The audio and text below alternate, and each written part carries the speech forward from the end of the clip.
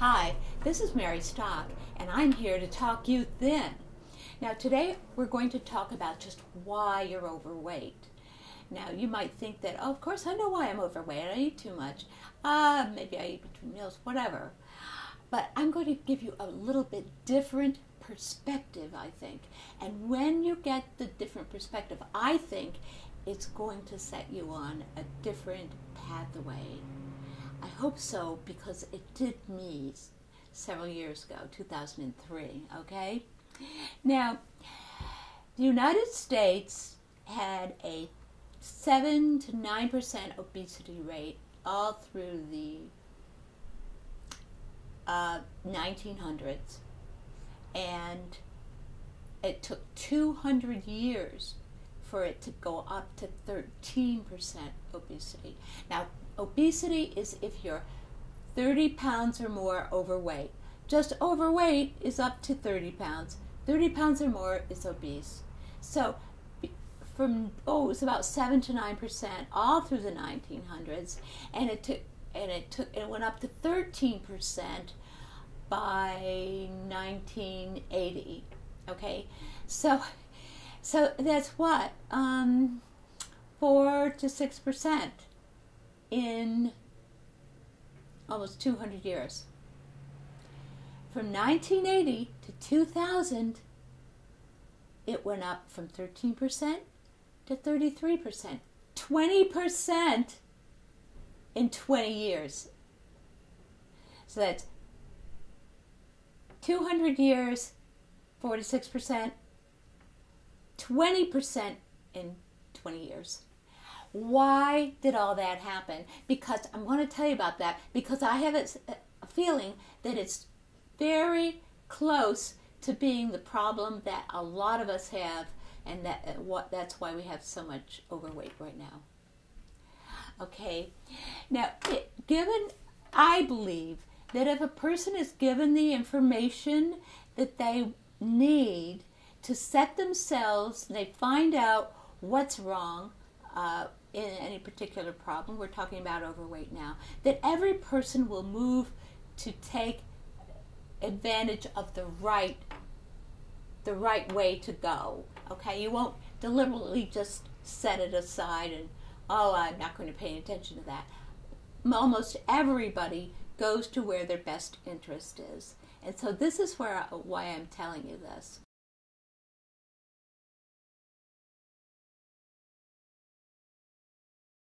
So what happened in between the 13% and the 33% to make that huge gain in weight?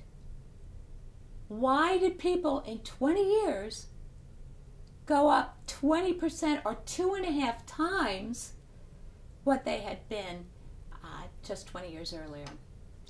And the key to that is two things. One thing, manufacturers started doing the cooking. Manufacturers started making all kinds of foods and sending them out, and the people liked it. We didn't have cooks very much prior to, shall we say, the first half of the 20th century. There were a lot of families that could afford cooks. Who can afford a cook today? Some people can, but most people can't. Also, the women cooked. So the women in the family cooked.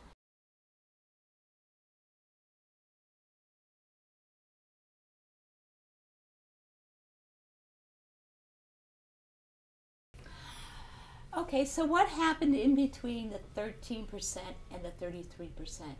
What happened to us in the United States that we gained 2.5 times what it had taken us almost 200 years to do? And the answer to that is two things: money and manufacturers. The manufacturers started taking over making the food, okay? Now, the food, once a manufacturer starts taking over the food, the reasons for making the food become different. Now, what were the reasons for, shall we say, your mother making food at night for you and at lunch as well. Okay? She wanted her family to have the best food they could have, to be as healthy as they could for the money you paid. And you had your father made usually. And so that was completely different from manufacturers. If anybody can think of what's the main reason why manufacturers make the food? Why do they want to make the food? Is it to make you healthier? No, I'm going to tell you it's not. They'll only make you healthier if you insist that you won't buy it unless they do. But that's not the reason. The reason why manufacturers make you healthier is that they want to make money, right? And how do they make money? They make money by putting in the cheapest ingredients that they can get away with and still sell the thing.